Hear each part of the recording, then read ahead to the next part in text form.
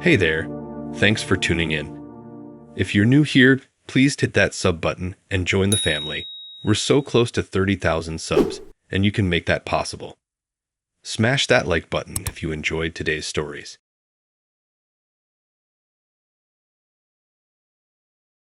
I met Justin on a Tuesday, not even a weekend match, just a midweek swipe that turned into a short chat about hiking, obscure 80s horror movies, and our mutual hatred of pineapple on pizza. I thought he was refreshingly chill. He had this laid back vibe and sent full sentences, no weird emojis or comments about my smile being trouble. So when he asked me to dinner on Friday, I said yes without really overthinking it. We met at this little Italian place tucked away behind a hardware store. It wasn't trendy or anything, which I liked. No weird neon signs, just good pasta and checkered tablecloths. He was already there when I arrived, sitting at the table with two glasses of red wine like he was in a commercial. He stood up when I walked in, gave me a hug that lasted maybe 1 second too long, and then we sat down and got into that really good small talk that usually only happens with friends you've known forever. For the first half hour, it felt normal, easy, even. We talked about work, terrible first dates, and somehow ended up laughing about how we both had bad luck with online dating. Then, somewhere between the salad and the main course, he casually dropped a sentence that would completely derail the rest of the night. He said, and I swear I remember this word for word, yeah, it's been a little awkward bringing dates home ever since my ex-wife and I started sharing a bed again. I didn't catch it at first. My brain kind of buffered for a second. I blinked, nodded like I heard him wrong, and just waited. Like, surely he meant something else. Nope.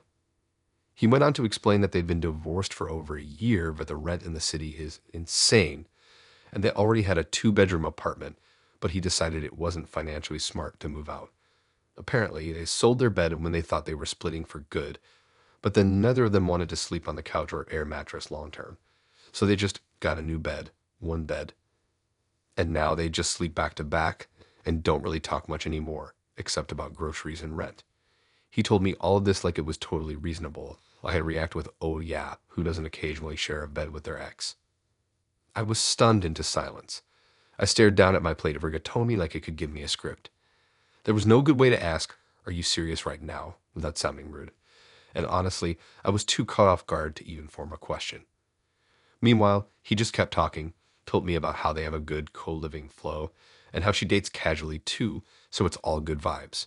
He even mentioned how she helped him pick out the shirt he was wearing, which was wild. What's worse is he clearly thought I'd be impressed by the situation, like he was proving how mature and practical he was. He kept saying things like, it's not ideal, but it's grown up, and most people wouldn't be emotionally evolved enough to make it work. I remember nodding slowly while trying to work out if I could politely end the date without causing a scene. But then the waiter brought our entrees, and I was like, do I really want to waste this perfectly good chicken parm? So I stayed. I stayed through the rest of the dinner where he told me about how he and his ex, her name's Shannon, by the way, and apparently she's a huge fan of The Bachelor, still sometimes do joint laundry days. He said it so casually.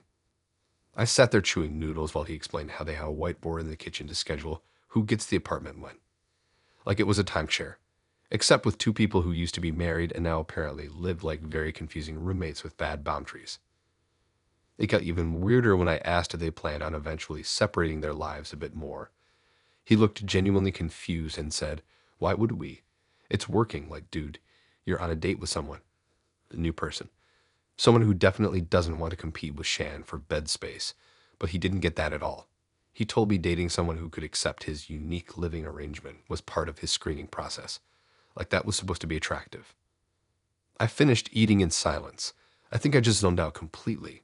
I don't even remember if we ordered dessert. I do remember him trying to walk me in my car and me pretending I got a text that I had to leave early. I think I said my cousin locked herself out of her house or something. I don't even have a cousin who lives nearby. He offered to come help, and I straight up said no thanks, speed walked to my car, and drove off with my brain still trying to reboot. The worst part, he texted me the next day and said Shannon thought I seemed nice, and that she liked my boots, which meant he must have gone home and talked to her about the date. Or maybe she watched us leave. I don't know. I blocked him the second I read the message. It's been a few months, and I still think about it every time someone mentions being friends with their ex, because I'm not against it, not at all. but sleeping in the same bed. Picking out each other's date night outfits, joint laundry. Come on. Anyway, that was the last time I agreed to a dinner date with someone who calls their living situation efficient.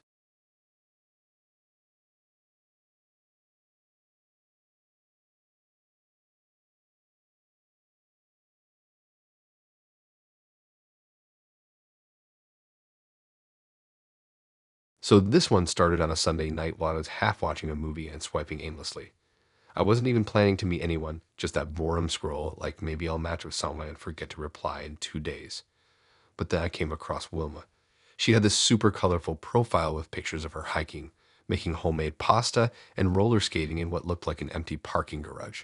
Her bio said she was a single mom into astrology and looking for something serious but fun, which honestly sounded fair enough.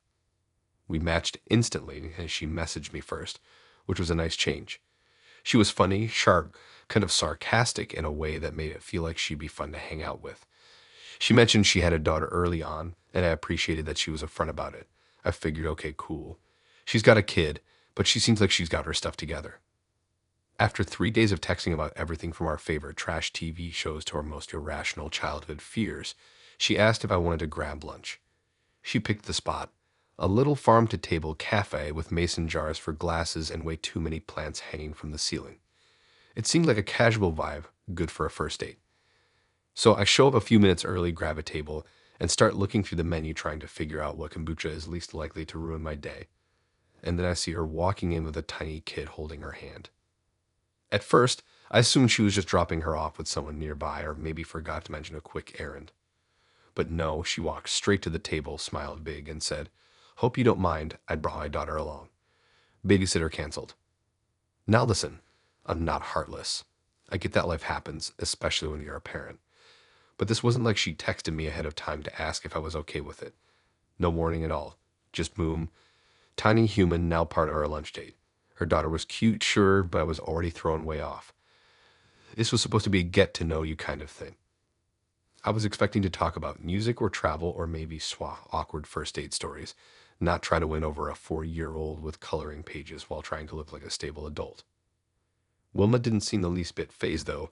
She sat her daughter down, ordered some food like this was completely normal, and started telling me how she's been thinking a lot about her 5-year plan lately. I tried to nod along, but I couldn't focus. Her daughter kept interrupting with random questions and trying to hand me spoonfuls of macaroni. At one point, she asked me if I liked Peppa Pig, and I accidentally said yes. And then she got weirdly excited and insisted we all sing the theme song together. I did not know the words. It was rough. Meanwhile, Wilma just kept talking like we were on date number 6 instead of 1. She launched into this whole speech about how she's ready for a serious commitment and doesn't want to waste time on casual vibes. Again, totally valid. But then she straight up asked me what I thought about becoming a stepdad, right after we got our food. I hadn't even taken a bite yet. I thought maybe she was joking at first, but no, she meant it. I think I blinked at her for a solid 5 seconds. I didn't know what to say. Like, I'm not against dating someone with a kid, but stepdad, already. I barely knew her last name. I didn't even know what she did for work at that point because the whole conversation had been derailed by sing-alongs and kid-sized silverware. She didn't stop there, though. She started asking me questions like, would I be comfortable co-parenting in the future? How important was religion to me? Would I be open to moving in within the next year? It was wild. Her kid, meanwhile, was dipping French fries in maple syrup and throwing sugar packets at the waiter. The kicker came when the check arrived. She glanced at it for 2 seconds, then slid it toward me with a smile and said, "We're a package deal." I was genuinely speechless. Like, not because I didn't want to pay. Paying isn't the issue, but because of the assumption that I was automatically covering a bill for 3 people on a first date I didn't even know had turned into a family outing. It wasn't even like she pretended to reach for her purse. It was like she decided, yep, this guy will make a good provider, and here's the test run. At that point, I just wanted the whole thing to be over. I threw my card down, told her it was fine, and tried not to let my face show how completely overwhelmed I felt. She thanked me like I had just passed some invisible trial and then asked if I wanted to come with them to Target to pick out a few things for her daughter's new reading corner. I said I had to go feed my dog. I don't have a dog. I left feeling like I had just been part of some weird audition I didn't sign up for. It didn't even feel like a date. It felt like I was being evaluated for a position I didn't apply to, and the HR department was a press cooler with applesauce on her cheeks. She texted me later that night saying her daughter had a great time, already misses you, and asked if I wanted to do a park picnic next weekend. I stared at my phone for a while, then closed the app and deleted it. The whole thing just felt too intense too soon, and way too much pressure for a first meeting. I've got nothing against moms, kids, or even someone who wants to get serious quickly, but maybe don't drop the stepdad question before the drinks arrive. That's all I'm saying.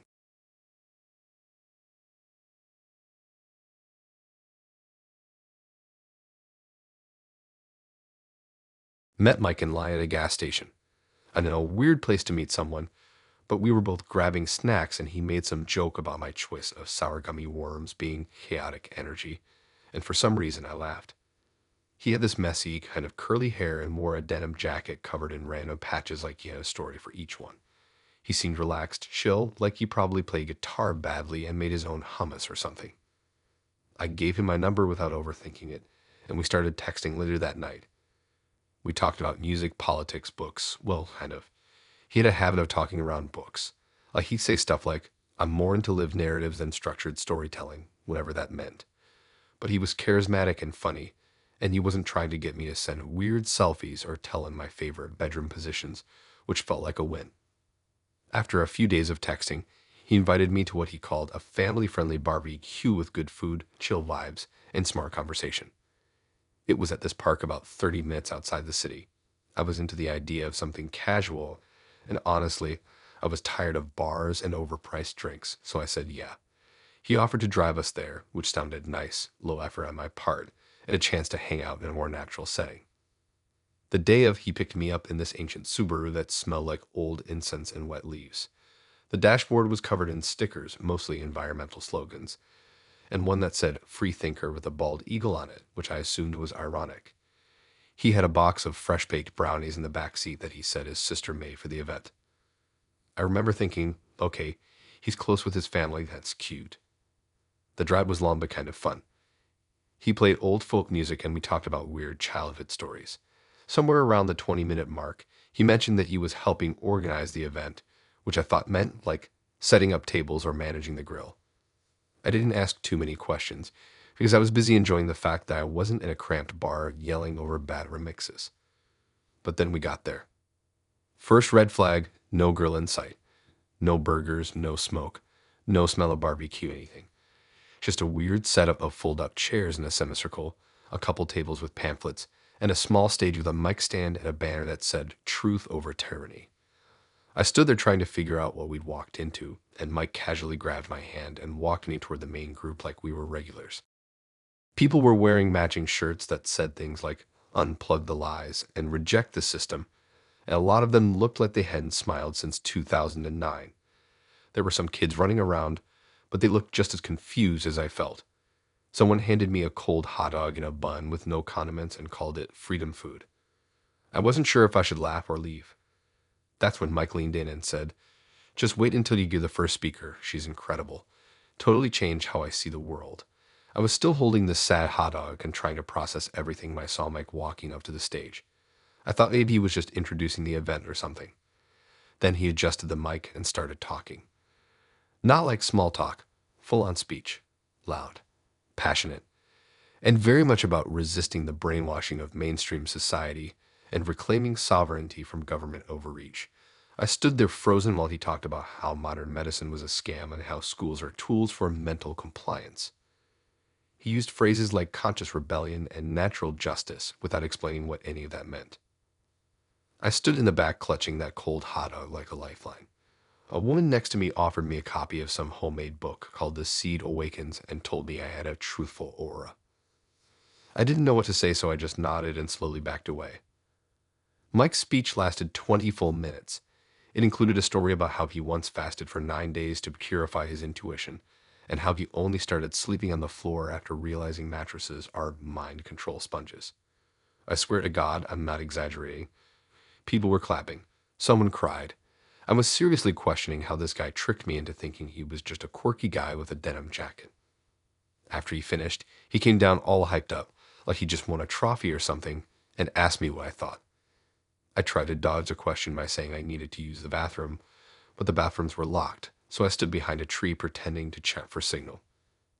He found me anyway and said he wanted to introduce me to the core team, which turned out to be 3 older guys with matching tactical backpacks who grilled me on my media diet. One of them asked if I had ever unlearned my birth date, whatever that meant.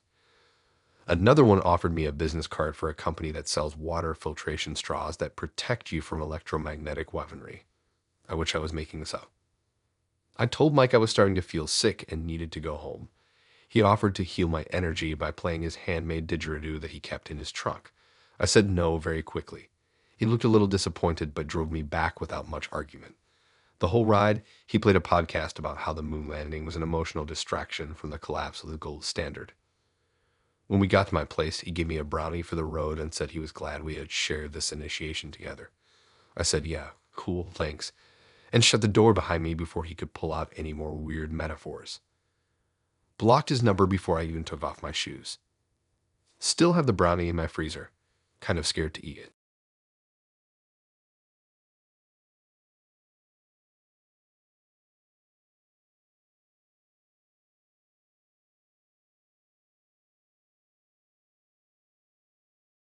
I matched with Kiana on a Sunday night during that weird time where you're full from dinner, but not tired enough for bed, and your brain's like, let's self-sabotage with a little swiping.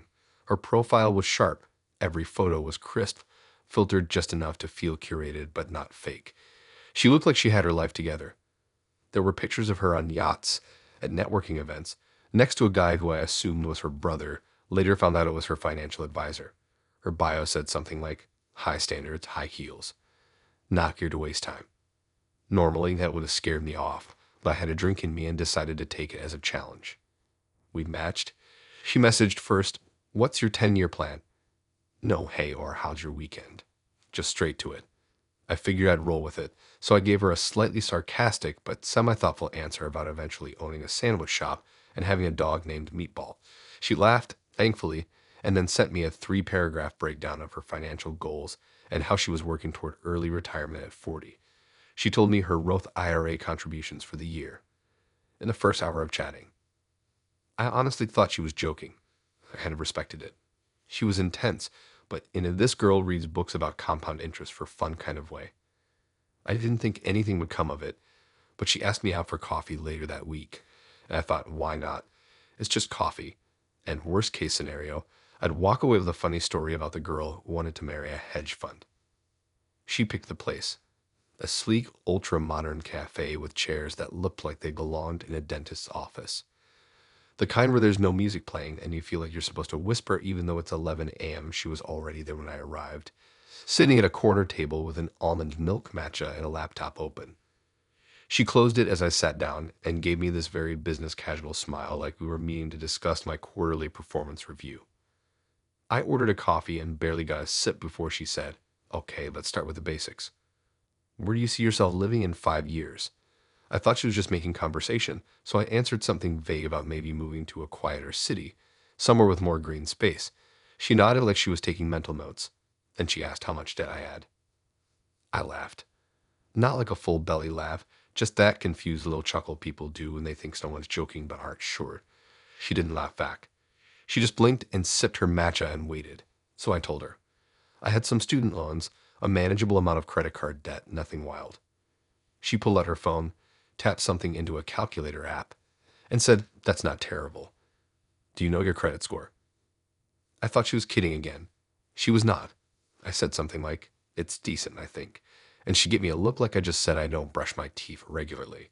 She went off about how important it is to monitor your credit monthly, how financial compatibility is the #1 predictor of long-term relationship success, and how she once broke up with a guy for financing a car at 11% APR.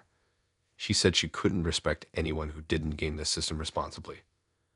Mind you, we hadn't even talked about our favorite movies or childhood pets. We were, by all technical definitions, still strangers, and she was sitting across from me like I was a lone applicant. Then came the inheritance question. Do your parents own property? She asked. Are you likely to inherit anything substantial?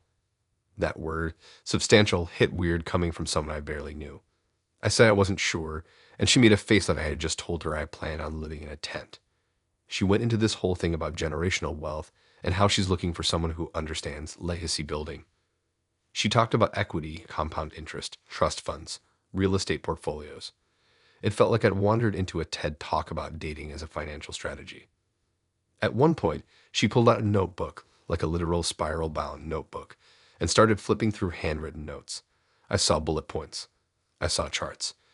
She had a list titled Partner Financial Priorities, and I swear on my life, I saw my name in the margin with a question mark next to it. She started writing down my answers like we were on Shark Tank. The date went on for nearly an hour, and not once did she ask me what I did for fun.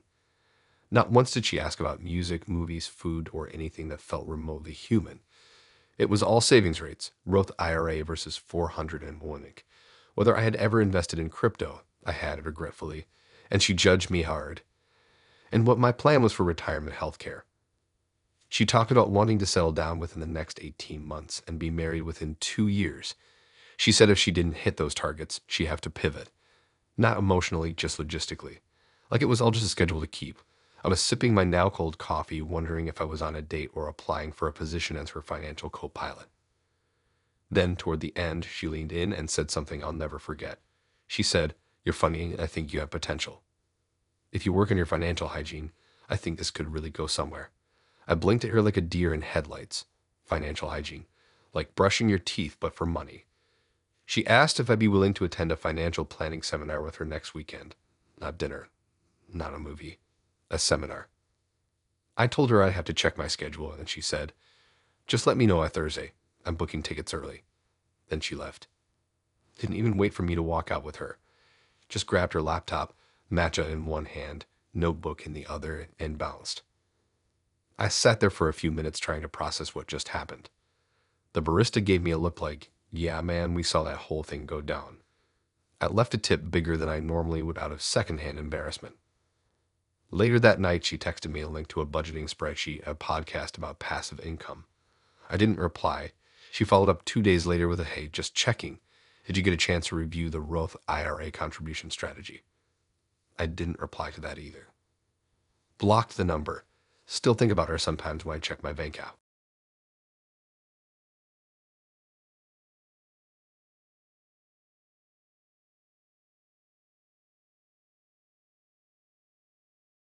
When I saw Lee at this random bar trivia night that my coworker dragged me to, I was excited. I wasn't even trying to meet anyone that night. I was tired, it was cold, and I really just wanted to go home and watch videos of raccoons stealing cat food or whatever. But I went mostly out of guilt, because I always cancel last minute and my friends were starting to roast me about it. Lee was on the opposing trivia team. He was wearing this gray hoodie and had that effortless kind of confidence where he didn't try to impress anyone but still somehow managed to be the most magnetic person in the room. He got a question right about 2000s pop punk bands, and I made a joke about him secretly being in Simple Plan. He laughed, we started chatting after the game, and before I knew it, he bought me a drink, and we were standing by the dartboard, talking about everything from travel to weird conspiracy theories about birds. He was flirty without being gross, chill without being boring, and best of all, no red flags in the first hour. That alone felt like a miracle. He asked if I wanted to grab drinks sometime soon, and I said yeah. I gave him my number and actually felt good about it. Like weirdly good. We met up the following weekend at this rooftop bar he picked. It had fairy lights and overpriced cocktails and one of those menus where every drink is named after a pun. He showed up on time. He gave me a hug and looked even better than I remembered. He smelled like cedarwood or something annoyingly attractive. We grabbed drinks, found a spot near the edge of the rooftop, and immediately got into the kind of deep conversations that usually don't happen until date 3. We talked about our worst habits, favorite childhood memories, the random stuff we Google at 3 a.m., the kind of stuff that makes you think, okay, maybe this could actually be something. He told me he was into polyamory, and I didn't flinch. I mean, I've heard it before. It's 2025. Everyone's exploring stuff. I'm not the most traditional person either, and I figured as long as everyone's honest, it's whatever. He said he'd had open relationships before, but was currently mostly single. Keyword mostly. The date was going so well that we ended up grabbing another round and then another. I was getting buzzed in the fun way, not the sloppy way, and I remember sitting there thinking, Dan, this guy is just cool, like solid, one of the rare ones. After a few hours, we left the bar and started walking down the street.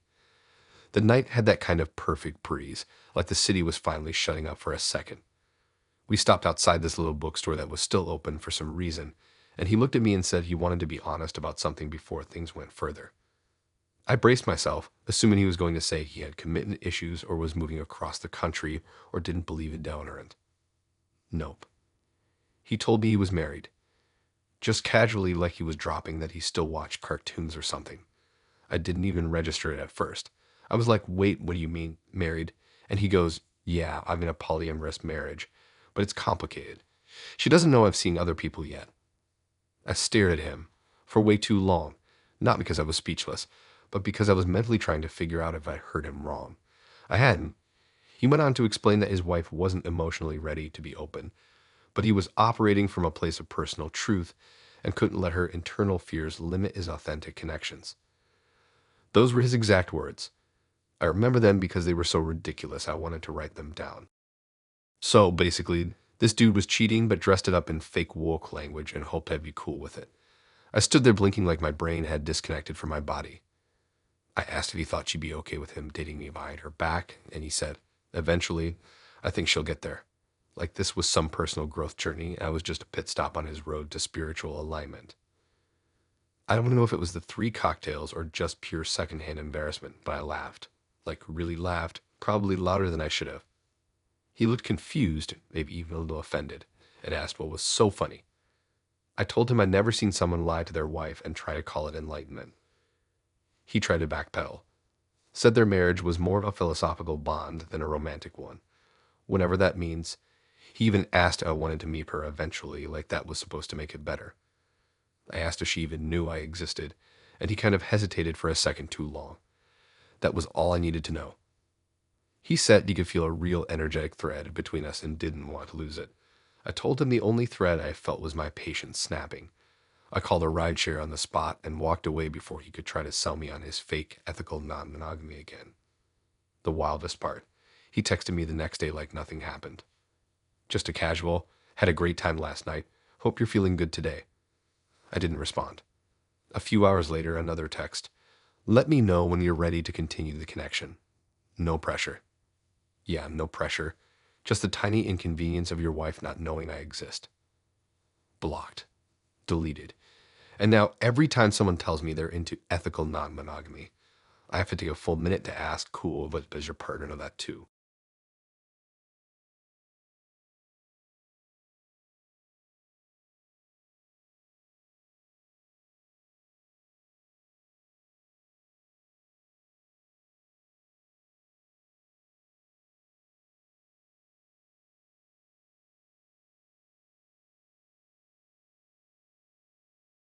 I met Nicole through a friend of a friend.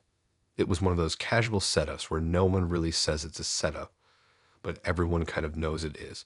We were at this rooftop party mid-spring, a little chilly but still nice enough to pretend you weren't freezing in a light jacket. She had this really dry, deadpan sense of humor that made it hard to tell if she liked you or if she was just silently judging everything you said. I like that. I don't trust people who smile too easily anyway. She was easy to talk to in that sarcastic, kind of weird way I vibe with. We ended up standing by the chip bowl talking about bad tattoos and the worst concerts we'd ever been to. She made fun of me for liking ska in high school, which fair. When I asked for her number, she said, sure, like she was agreeing to help someone move, but I could tell she meant it.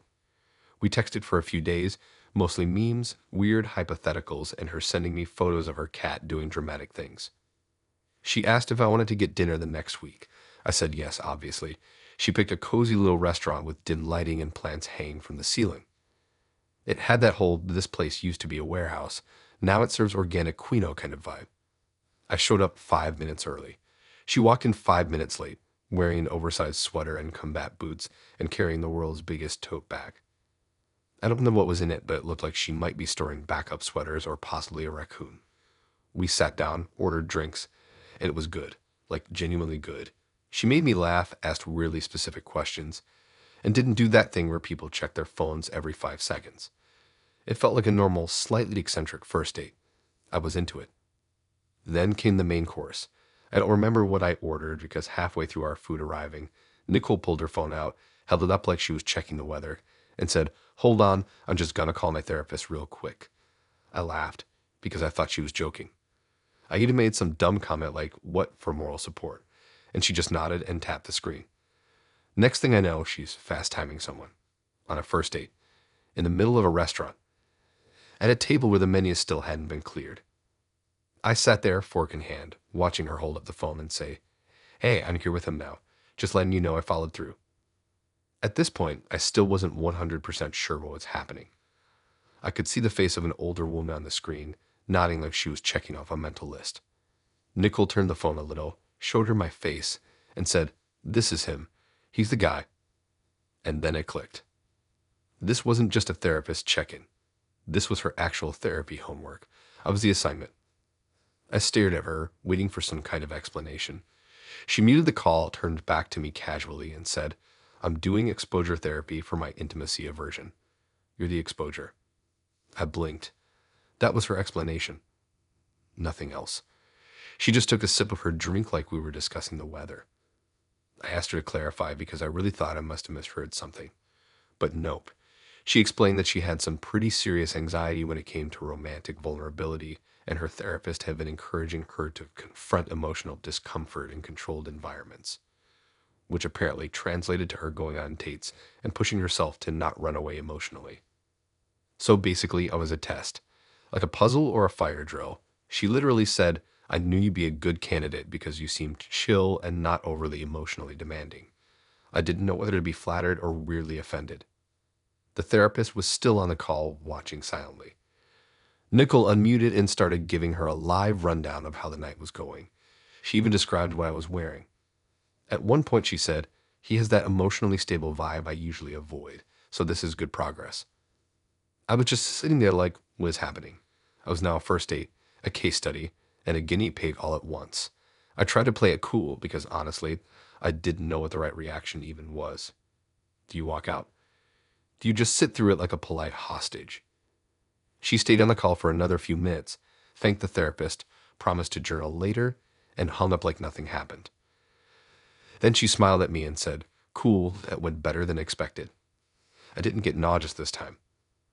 That was the moment I realized I had completely lost control of the night. After that, she tried to just go back to regular conversation, but my brain was still stuck on the part where I had unknowingly been part of someone's recovery process. I asked if she usually tells people up front, and she said, "Only if it feels like it's going well. You seem safe." I didn't know how to respond to that. Like, thanks for choosing me as your safe zone, I guess. The rest of the dinner was kind of a blur. She kept switching between being totally normal and then saying things like, "I usually disassociate at this point, but you're surprisingly grounding." She told me she usually leaves dates halfway through to reset, but that I had mild enough energy to tolerate. It was honestly the weirdest compliment I've ever received. When the check came, she offered to split it, which I appreciated. She said her therapist told her not to let someone else pay for her healing journey. Direct quote. I didn't argue. We walked outside and stood there for a minute.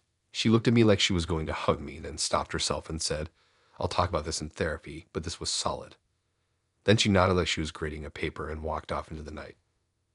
I stood there for a second wondering if I should feel weird or proud or both. Mostly I just felt used, but in a polite way. She texted me the next day saying, "Thanks for participating. I didn't feel repulsed once," which I guess is a win in her book. I never replied. Now, whenever someone tells me they're working on themselves, I ask how, with who am I involved?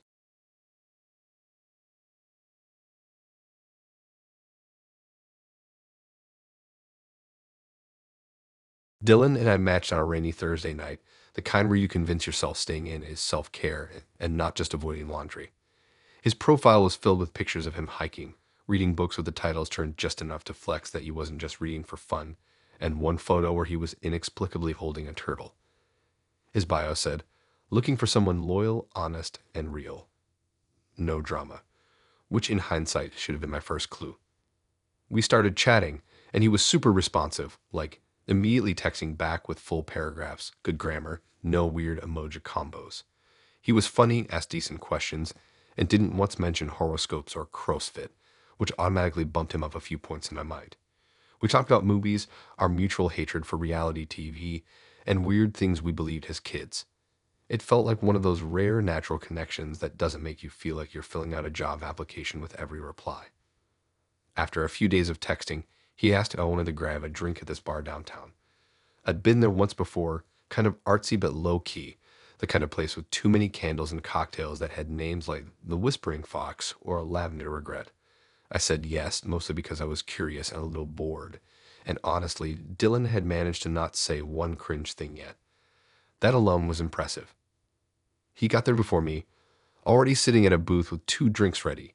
He said he figured I'd want something simple, nothing weird, which was somehow both sweet and a little presumptive, but I didn't think too much about it. He looked like his photos, better actually. Sharp jawline, nice smile, but not overly polished. Like he cared about how he looked but didn't spend hours on it. We got to talking, and at first it was great. Easy banter, actual laughter, no awkward pauses. He told me about growing up with 3 sisters working in digital marketing and how he was done with casual dating. I was into it. About 20 minutes in, the conversation took a weird turn. He asked if I had a lot of guy friends. I said yeah, a few. Most of them I'd known since college or work. Totally normal friendships. He tilted his head and asked how many of them I still talked to regularly. I thought he was just making conversation, so I answered honestly. Maybe 3 or 4 I talked to every week or 2. He nodded slowly, like he was calculating something, and then said, okay, so when would you be comfortable cutting them off? I laughed thinking he was joking, but he didn't laugh back, just stared at me like he was waiting for a real answer. I asked him what he meant, and he repeated it. When would you be ready to block them? Like, no contact. Just dropped it on the table like that was a totally normal thing to say on a first date. I asked why on earth I would do that, and he launched into this whole speech about loyalty and emotional boundaries, and how he believes that people can't have true platonic friendships with the opposite sex if they're in a serious relationship. He said he doesn't trust guys who hang around women because they're usually just waiting for the right moment. He said the phrase backup dudes like it was common knowledge. I sat there trying to keep my face neutral because I was genuinely stunned. It wasn't even just the opinion that threw me, it was how confident he was about it, like this was a known fact that everyone just needed to accept. He told me about his last relationship where he made the mistake of letting her keep her guy friends, and then one of them ended up texting her late at night, and it ruined everything.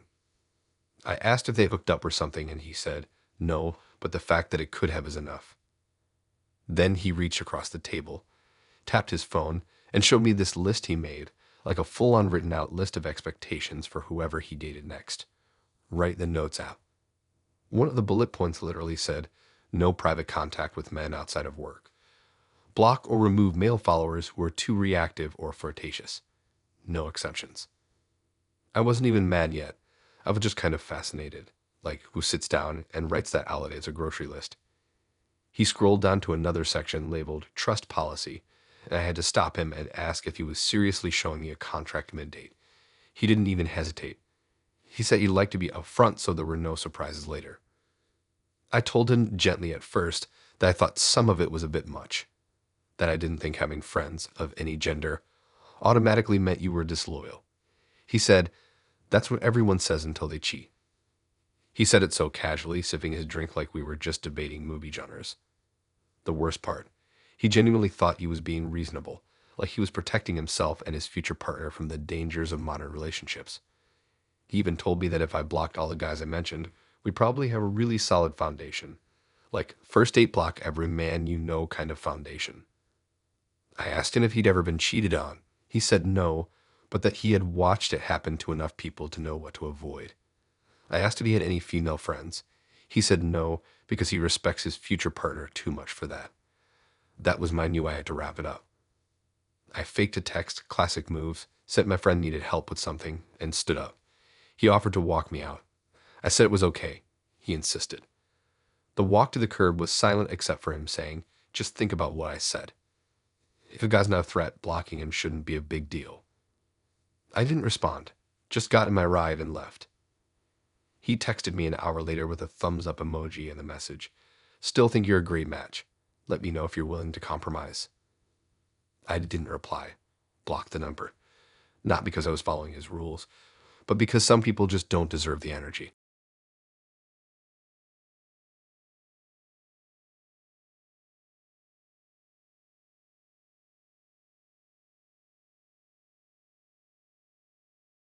All right, so I matched with Alyssa on a Tuesday, which is always a weird day to match with someone because it's not quite weekend energy, but it's also not Monday where you're still recovering from existing. Her profile gave off this super polished vibe, like she had her life together in a way that made me question if I even owned matching socks. All of her pics were filtered just enough to make her look airbrushed, but still real, and her bio said, "Not here to play games. I'm the CEO of my life. Let's not waste time." She had this one photo of her standing next to a white Range Rover in what looked like a pantsuit and sneakers, so yeah. My dumb ass thought, damn, maybe she's cool and ambitious. She messaged first with brunch this Saturday. No lead up. No small talk. Just vibes. I asked where, and she said she'd sent location the night before. That should have been weird, but something about the confidence made me roll with it. I figured, hey, spontaneous people eat brunch too. Saturday comes, and I get the text. It's this bougie little spot in the middle of a neighborhood where people wear matching yoga outfits to walk their purse dogs. The kind of place where the menu has words like microgreens and truffle foam, and you know damn well they're gonna charge $18 for eggs. I show up a couple minutes early, thinking maybe I'll beat her there, get a table, mentally prepare. No, she's already there. Sitting outside, menu closed. Wearing designer sunglasses, hair curled, nails perfect, drinking cucumber water like she was born with a trust fund. She didn't even stand when I got there, just motioned to the seat across from her like she was my manager about to conduct a performance review. So I sit. She finally smiles, tells me I'm punctual, and that she appreciates it. She says it like she's been let down before and is mentally checking a box next to my name. I awkward laugh and say something dumb like, yeah, I take eggs and timing seriously. And she just nods like, all right, not funny, but moving on. We order. She gets the avocado toast with no chili flakes, sub-heirloom tomato side salad instead of potatoes. I get the normal-ass French toast because I'm not built for disappointment. We're barely 5 minutes into the date, and she pulls out this manila folder from her giant tote bag, sets it on the table between the sugar jar and the salt shaker, and says, I brought something I think we should talk about. I legit thought it was going to be a personality quiz or something flirty and cringe like a compatibility chart. I was wrong.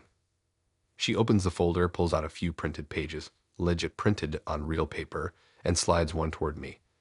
It has the words Preliminary Relationship Agreement, PRA, written at the top in bold.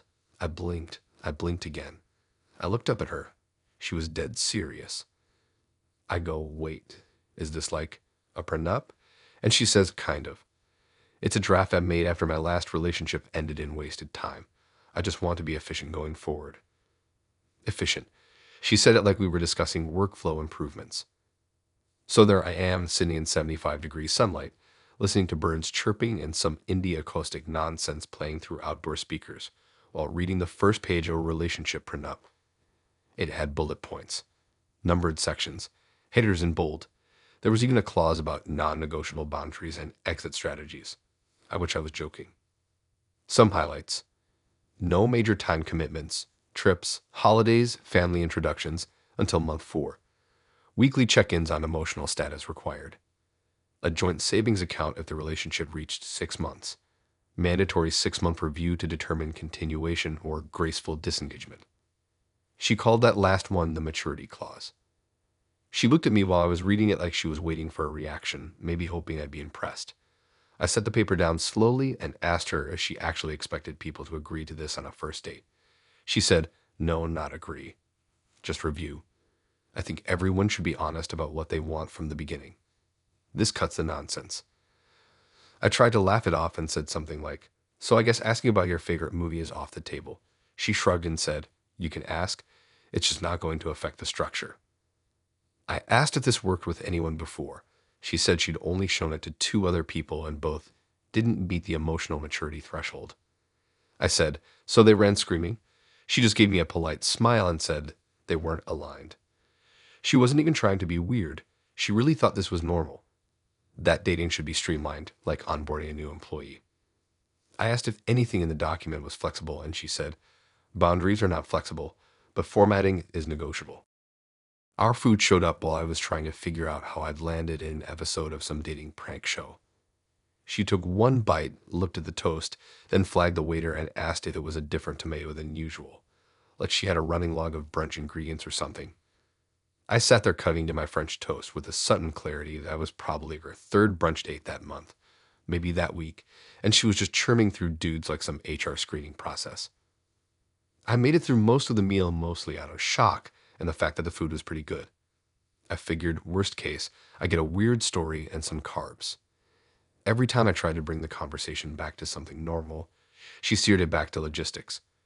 She asked about my last serious relationship, how I managed conflict, how I felt about couples therapy as a preventive measure. It was like a psychological interview I didn't study. The final straw was when she asked if I'd be willing to sign a non-disclosure if things ever got serious. I straight up asked her, why? Are you famous or something? She said no, but she likes to protect her personal branding. I didn't even know what that meant, and I didn't want to. The check came and she split it evenly, which I was honestly grateful for. She said financial independence is key to emotional independence. I nodded and smiled like I wasn't completely losing it internally. She thanked me for my time like I just finished a job interview, said she'd follow up with feedback later in the week, and walked off with her tote bag full of documents and absolutely zero self-awareness. I got in my car and just sat there. I didn't drive off for like 5 minutes. Just stared at my steering wheel, wondering if that really just happened or if I blacked out in the middle of a fever dream. She texted the next day, "Thanks for brunch. Let me know your thoughts on the document." I didn't reply. Still got the damn paper in my glove box, though.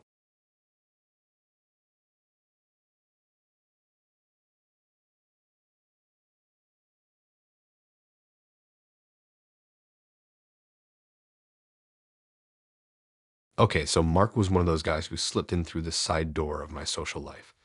We didn't meet on an app or at a party or even through mutual friends. It was actually at the DMV, no joke.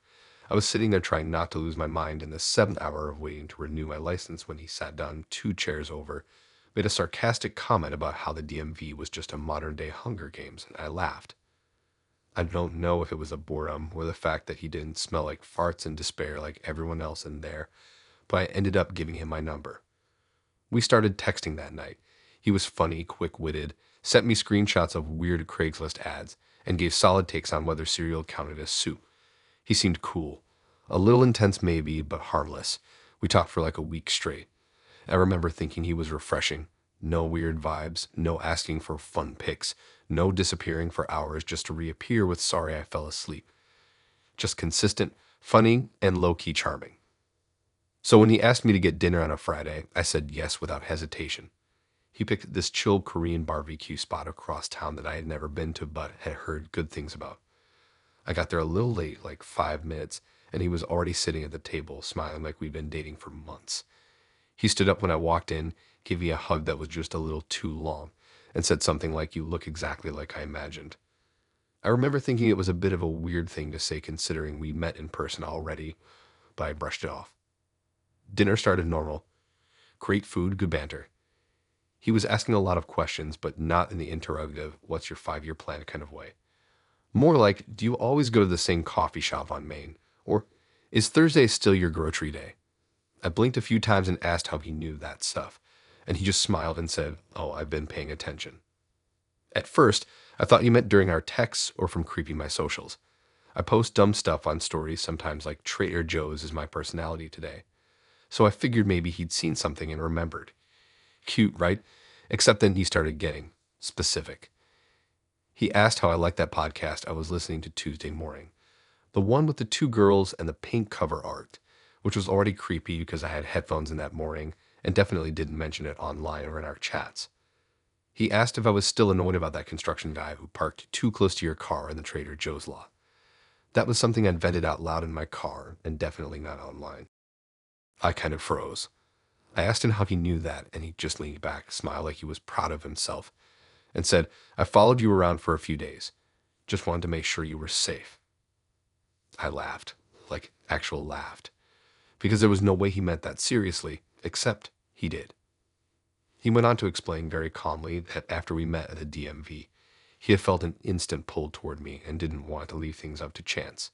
He figured if he followed me for a bit, he could get a better idea of my lifestyle, routines, who I hung out with. He thought it would streamline things and help him understand if we were compatible, as if dating was a job and I was unknowingly in my trial period. I sat there completely frozen, trying to piece together what parts of my week he had seen. I asked him if he had followed me home. He said no, of course not. He wasn't a creep.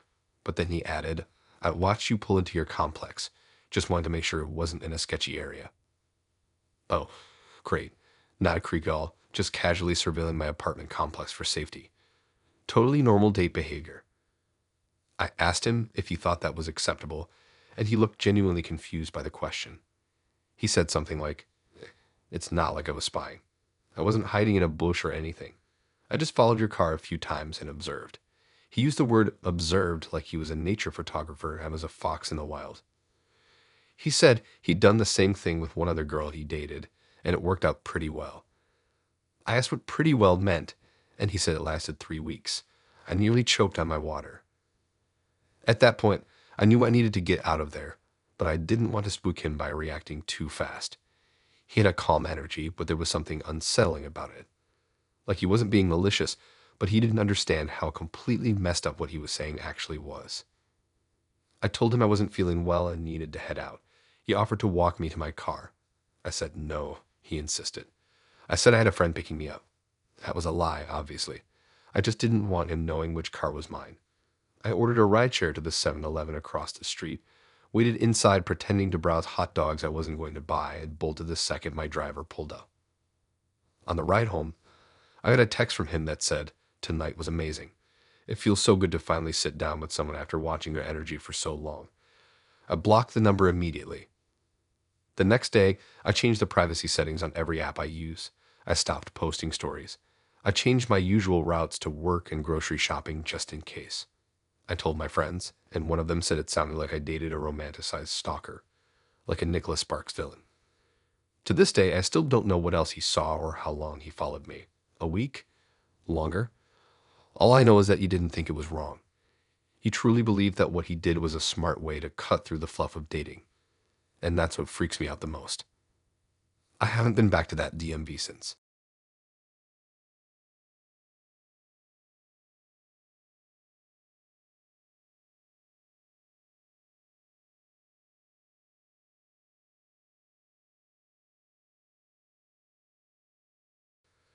I swear if you put this in a movie, people would say it was too unrealistic.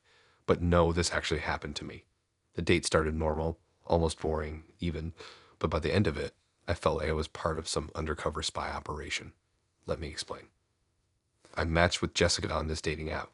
She looks super friendly in her pictures, lots of selfies with coffee, plants, and that one obligatory photo with a dog that's probably not hers. We had decent banter, nothing amazing but enough that I figured it was worth grabbing dinner. She suggested this quiet Italian place near where she lived. It wasn't a chain or anything, kind of a low-key mom and pop place tucked in between a laundromat and a dry cleaner.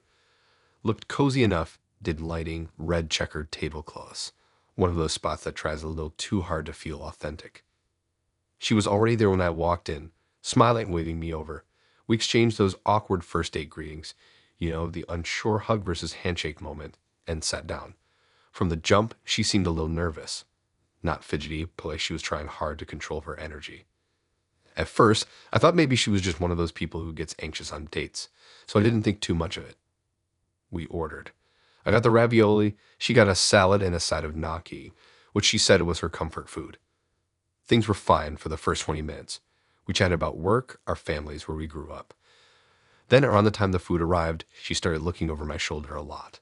Like constantly, every 30 seconds. Not subtly either, full on head turns, craning her neck like she was waiting for someone. Now I'm sitting there like, is she expecting someone? Is this a setup? Is she just bored and checking the door to see how fast she can leave? So I ask if everything's okay. She kind of laughs it off and says, oh, I think you're going to meet someone really important tonight. I thought maybe she meant a friend of hers might pop in to say hi or something. Still weird, but not totally insane. Oh, 10 minutes later, she puts her fork down, looks over my shoulder again, and says, okay, I can't keep this a secret anymore. I turn around, and there's this older dude sitting alone at a table maybe 10 feet behind me, balding a little, wearing a button-up and cactus like someone's middle school science teacher on a weekend. He's got a notepad, like a literal yellow legal pad, and he's writing, while occasionally glancing up at us. I look at Jessica. She just nods like it's the most normal thing in the world and says, "That's my dad." I'm thinking, sorry, what? I legit thought she was joking. I even laughed a little like, ha ha, good one. But she didn't laugh. She just said, "He comes on all my first dates." Not at the table, obviously. That would be crazy. But he watches from a distance. He likes to take notes so we can debrief later. I didn't know what to say. Like, how do you respond to that? This wasn't some teen girl with an overprotective dad. She was 27. She had a full-time job, lived alone, paid her own rent, and apparently had her dad tail her dates like a government agent. At first, I assumed he was there to make sure I wasn't a creep or something, which, okay, still weird, but at least semi-logical. But then she said he likes to give feedback on how I communicate, how you respond to pressure, body language, stuff like that. He's really insightful. Feedback? What is this? A date or a job interview? She wasn't embarrassed at all. That's what got me. She talked about it like this was just a totally reasonable part of her dating process. I asked how many dates her dad had done this for, and she said, all of them. Apparently, he started doing it after she had a really bad breakup 3 years ago, and they just never stopped. At that point, I honestly didn't know whether to finish my ravioli or just get up and run. I was too stunned to move. So I sat there eating pasta, making eye contact with her dad every now and then because what else was I supposed to do? The man was just sitting there, jotting down God knows what, probably rating my posture and choice of shirt. Things got worse when she pulled out her phone, typed something, and then laughed. I asked what was funny, and she said, "My dad just texted me and said you seem nervous." No shit, I'm nervous. I'm being observed like a test subject. I don't even remember how the rest of the meal went. I zoned out. She talked about her favorite movies and her dream of moving to Oregon and opening a bookstore. And all I could think about was whether her dad was writing down seems disinterested, possible lack of ambition. When the check came, I paid just to get out of there faster. She thanked me, said she had a great time, and even hinted at seeing me again. Then she stood up and walked over to her dad's table. I didn't stick around to see how their little post-date evaluation went. I just dipped. Later that night, she texted me this long message thanking me again and saying her dad really liked my energy, but thinks I might lack long-term focus. I never responded. I figured anything I said would end up in another report.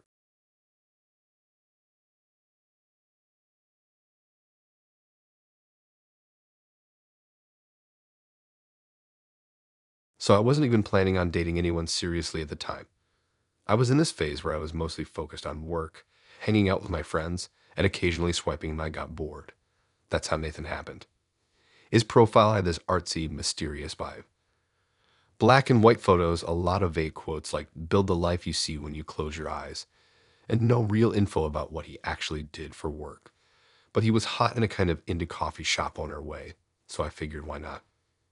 We matched on a Wednesday night, talked a little about music and what we were currently binge watching, and then he asked if I wanted to grab drinks that Friday.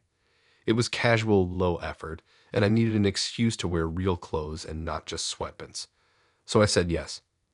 He picked this rooftop bar downtown that I'd never been to before. Super trendy, the kind of place that charges $16 for a cocktail that's mostly ice and fancy garnish. I got there first and was just sipping water waiting for him. He showed up wearing all black with this kind of dramatic long coat and rings on 3 fingers. Like the man dressed like he was either in a low-budget vampire movie or on his way to audition for one. But hey, he was confident. Charisma points, I guess. The first few minutes were all right. He complimented my outfit. We joked about how overpriced the drinks were. And he told me he used to do photography, but now he was working on something bigger. I asked what that meant, and he said he was crafting a vision, and that it was still in the formative energy stage. I had no idea what that meant, but smiled and nodded like I did. At this point, I figured he was just one of those artsy dudes who talks in riddles until he can show you a short film about sadness or whatever. Not my vibe long term, but maybe still worth a drink. Things started going downhill by the time we were halfway through our second round. He leaned in a bit and said he liked that I seemed grounded, stable energy, or something like that. I said thanks and mentioned how my job kept me busy but gave me a lot of freedom. That's when he got this intense look on his face and said something like, Would you ever be open to giving it all up for something real? I blinked, thought maybe he was joking. I laughed and said, "You mean like a cult?" Thinking I was being funny, he didn't laugh. He leaned in even more and said, "No, I mean like giving up the 9 to 5 machine so you can build with someone who actually sees the world beyond spreadsheets and status updates." Still trying to play it cool, I asked what exactly he was building. "I kid you not," he said. "A future where creation is currency and love is labor." I wish I was making this up. At this point, I was genuinely confused. So I pressed him a bit, asked what that looked like practically. He said he was developing a platform. Didn't say what kind, just a platform that would dismantle the need for traditional structure. I tried to ask if it was an app, a website, a business, or literally anything specific, and he just kept going on about reclaiming space and rejecting the standard. And then, out of nowhere, he goes, "I only date women who are willing to quit their jobs." I laughed again because what the hell does that even mean? But he wasn't joking. He started explaining that in order for a relationship to thrive, both people need to be fully invested, like spiritually and practically. He said the workplace was designed to drain people of purpose. And if I wanted to be part of something real, I'd need to be ready to walk away from all that noise. All that noise? I actually like my job. I worked hard to get it. I told him that, and he kind of scoffed and said, "Everyone thinks they like their job until they remember they're just a cog." At this point, I started checking how much was left in my drink because I knew I wasn't ordering another, but he just kept going. He talked about his vision board sessions and how he was close to unlocking something huge. I asked how he was paying his rent, and he said, "Money is energy. It shows up when you're aligned." Cool, so he had no job. That much was clear. Then he told me about his last relationship and how it failed because she refused to give up her title. Turns out she was a lawyer, and when he asked her to leave her firm and help him curate a wellness collective, she said no. And apparently, that was a betrayal of their connection. His words, not mine. He actually said she chose status over soul. I nearly choked on my drink. Eventually, he got around to asking if I felt connected enough to my own essence to take a leap like that. As if giving up my income to follow a stranger's half-baked philosophy was some kind of spiritual awakening. I told him I wasn't really in the business of abandoning my financial stability for a guy I just met who spoke exclusively in riddles. He got quiet for a minute and then said, "That's okay. Not everyone is awake yet." I paid my half of the check and left before he could offer me a spot in whatever weird commune he's probably starting a yurt somewhere. Later that night, he sent me this long voice note saying he felt our energies clashed in a karmic way and that I wasn't open to the unraveling. I didn't even listen to the whole thing. I just blocked him. Honestly, I think he truly believed he was offering me something life-changing. But I'm not quitting my job to build a future with a guy who wears 4 rings and can't explain what his actual plan is.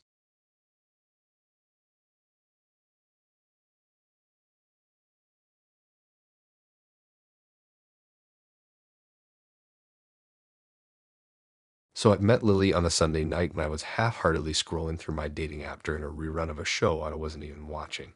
Her profile looked completely normal, like painfully normal. Lots of selfies in good lighting.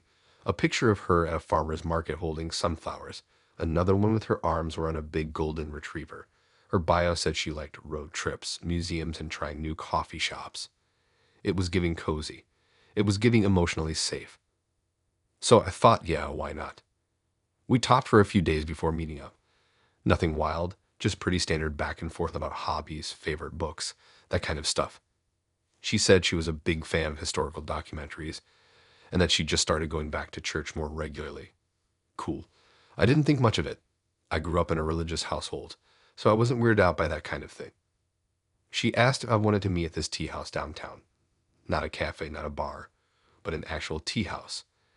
The kind where everything is in glass jars and people speak in hushed voices like they're in a library. I'd never been, but it sounded kind of chill, so I went for it. I got there first and grabbed a table in the corner, one of those low tables with floor cushions instead of chairs. I was a little overdressed for sitting on the floor, but whatever. She walked in 5 minutes later wearing this long, flowy skirt and a soft-looking sweater.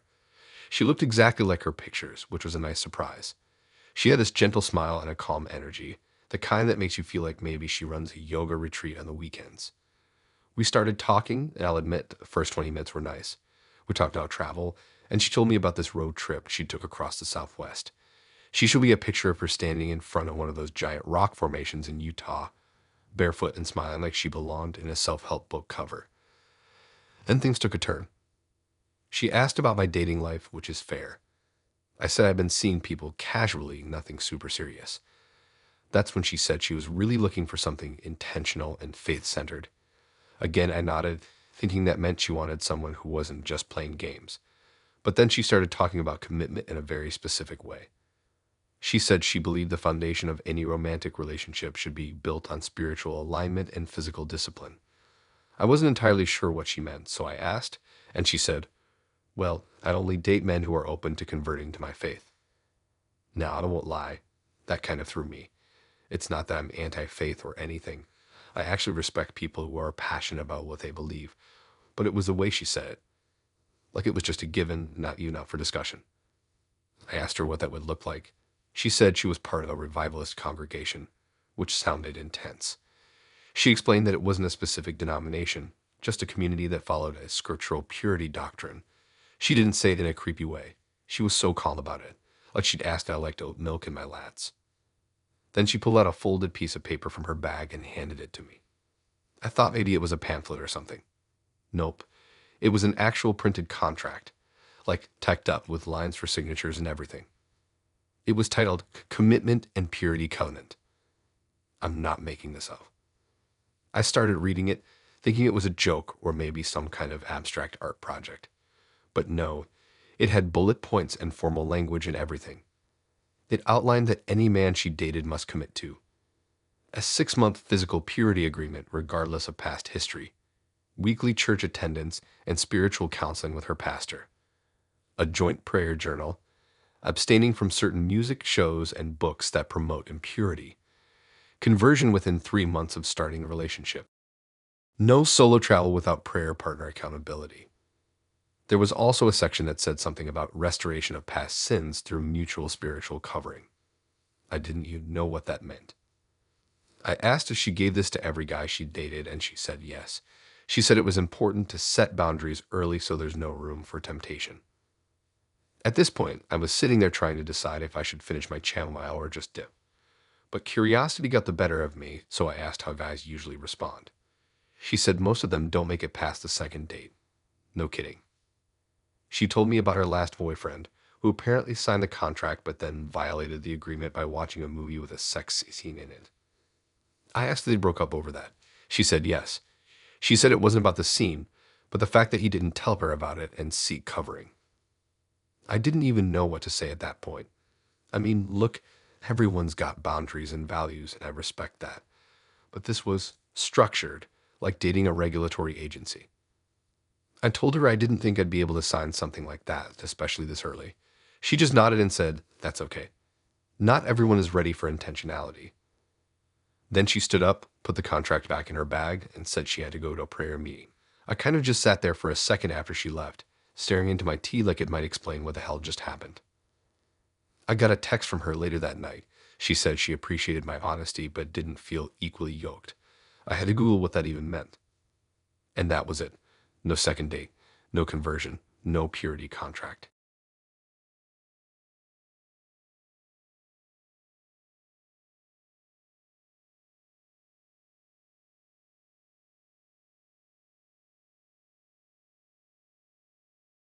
So this one started out like one of those harmless casual dates you agree to just because your schedule finally lines up with someone halfway interesting, and you figure, hey, maybe they'll at least be cool to talk to over a drink.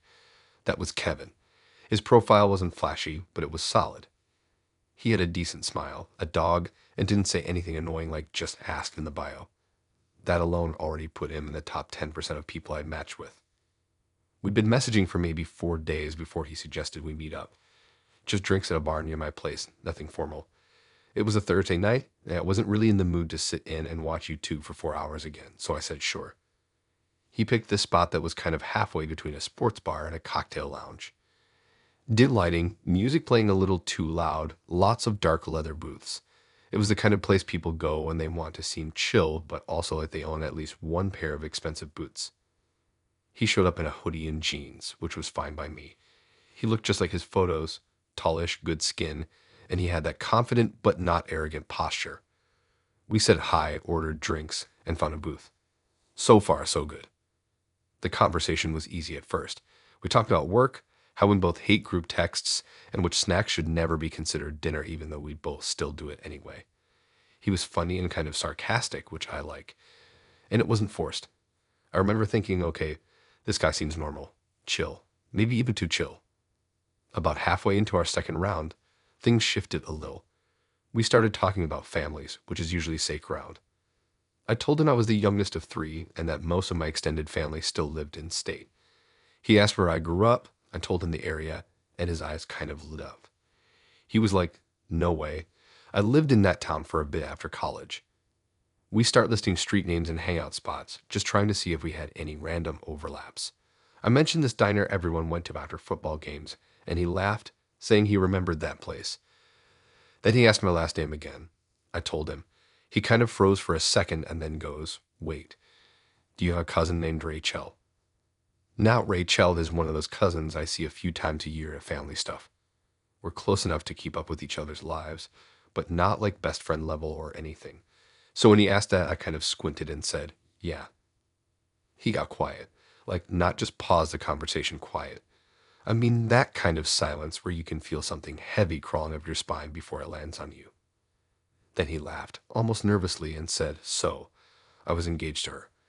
I swear I almost spit my drink onto the table. Engaged, not dated. Not hooked up once at a party. Engaged. I just stared at him, like I couldn't even wrap my brain around it. I asked if he hadn't realized we were related, especially since I had photos with her on my Instagram and tagged her by name. He said he hadn't stalked my social media much, and that the name hadn't clicked until I said where I grew up. Apparently, they were together for almost 2 years and engaged for 6 months before it all blew up. I couldn't even process it fast enough.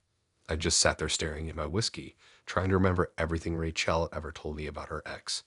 She definitely mentioned a Kevin, but it had been years ago. I'd never seen a picture. And now I'm on a date with him. Literally sharing a booth with a guy who once picked out a ring for my cousin. He started explaining how it ended. He said they'd grown apart, that he was young and not ready, that they were too different. But then he dropped this weird line.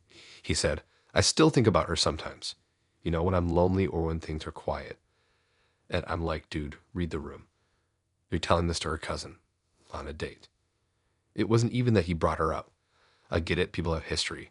But it was the way he said it. Like he still romanticized it. Like she was some distant, beautiful regret he liked to pull out and admire now and then. And he was telling me that. I didn't know what to say. There's no script for that kind of situation. So I just nodded slowly and said, yeah, that's complicated.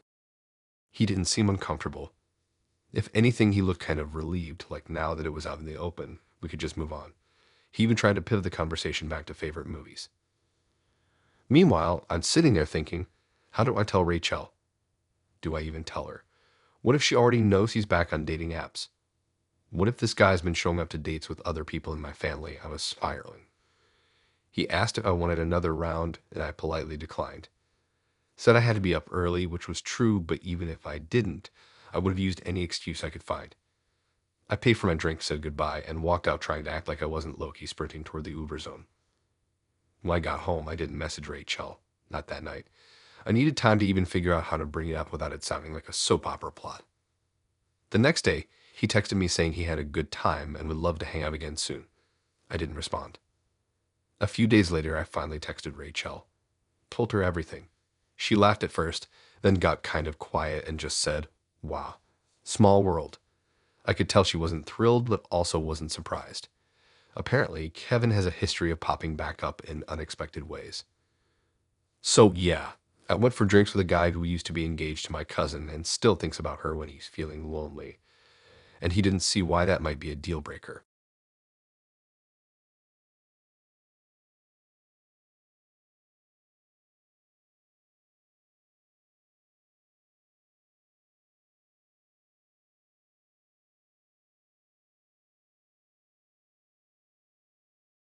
So this story starts like a lot of first dates do, with way too much confidence. Not on my part, but on hers. Monica messaged me first on this dating app where everyone seems just a little too cool and nobody actually responds. She came in strong. Her first message was this long-winded paragraph about how refreshing it was to see a guy who wasn't making finger guns or flexing in a bathroom mirror. She said she liked my vibe, which I still don't fully understand of, hey, I'll take the compliment. We talked for maybe 2 or 3 days before she asked if I wanted to do dinner at her place. That already gave me a little pause. Most people don't invite strangers to their homes right off the bat. But she said she loved cooking for people, and that going out felt so forced and performative.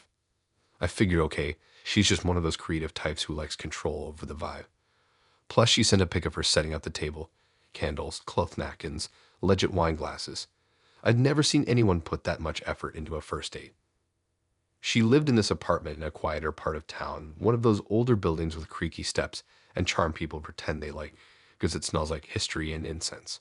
Her place was definitely curated. Books everywhere, weird paintings, the kind of houseplants that need very specific watering schedules. The table was set in the middle of the living room, right next to a giant window with fairy lights all over it. She had a jazz record playing. It was very much a scene. Monica greeted me in a flowy black dress that kind of looked like something from an old French film. She smelled like patchouli and maybe orange peels. The food was already on the stove, some kind of lentil stew thing that actually smelled incredible. She poured us wine and gave me this big, intense smile like we were about to begin a very serious ceremony. The first half of the evening was actually decent. She was smart, very opinionated, a little dramatic, but in a charming way at first. She liked to talk about astrology and obscure feminist theory books. I just kind of nodded and did my best to keep up. She also made a killer charcuterie board, so I wasn't complaining. Then, maybe halfway through dinner, things got strange. She asked me if I believed in emotional ghosts. I laughed, thinking it was a metaphor or something, but she was dead serious. She started talking about how people don't actually move on from their exes unless they go through a ritual closure. I nodded politely, not sure where this was going. Then she asked if I'd ever done roleplay therapy. I said no. I didn't even know that was a thing outside of maybe couples counseling or weird acting classes. Then she said, I want to try something, but only if you're comfortable. I said okay, figuring maybe it was some weird breathing exercise or affirmation thing. She stood up, went to a drawer, and pulled out a folded piece of paper. She handed it to me and said, read this, out loud, from the top. It was a monologue, like a literal written out script. The first line was, I never meant to hurt you, Monica. At first I thought it was a poem or something she'd written and just wanted to hear spoken out loud. Then I realized it was supposed to be her ex. As in, she wanted me to pretend to be her ex-boyfriend who cheated on her and broke her heart. I froze. I looked at her kind of laughing awkwardly, like, okay, this is a joke, right? She just looked at me calmly and said, it would really help me move on. I didn't know what to do. I mean, we were already halfway through dinner. I couldn't exactly bail without it being super weird. So I read the first few lines, trying not to make eye contact. The script had this whole dramatic arc, apologies, justifications, begging for forgiveness. Aunt Monica just stood there watching me, nodding slowly like she was in a trance. Then she stopped me and said, no, more emotion, really mean it. At that point, I wanted to teleport out of the room, but she was so serious, and I think some part of me felt bad for her. So I read the next few lines with a little more passion, I guess. I got the part where it said, you didn't deserve what I did to you. You gave me everything and I threw it away. And suddenly she interrupted. She yelled, exactly, you threw it away. Why, huh? Why did you throw me away?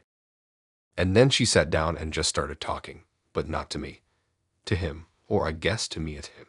She started yelling about all the things he did wrong, how he gaslit her, how he made her feel invisible, how she gave him 3 years and he still cheated. I just sat there holding the paper, stunned, while she poured all this pain out. I was her therapist. She cried a little, then she laughed. Then she poured more wine. After about 10 minutes, she took a deep breath and said, I think I'm done. I put the paper down like it was made of glass and just sat there quietly for a second. She stood up, wiped her face, and said, thank you. That was really healing. Then she asked if I wanted dessert. I said I had to go. I made up something about my dog needing to be let out, even though I don't have a dog. She walked me to the door, gave me a hug like nothing weird had happened, and said, I hope you got something out of that too. I didn't respond. I walked to my car in silence, trying to process what the hell just happened. I wasn't angry. I wasn't even weirded out in a scared way. It was more like confusion mixed with secondhand emotional exhaustion, like I just played a role in a breakup I never knew existed. She texted me the next morning and said, "You're really emotionally available. Most men shut down during the role play. I think you make a great partner." I didn't reply, not because I was judging her, but because I genuinely didn't have the emotional capacity to process being used as a stand-in for someone else's emotional purging. So yeah, I went on a date, ate lentils, and ended up fake apologizing for cheating on a woman I'd just met. Wild times.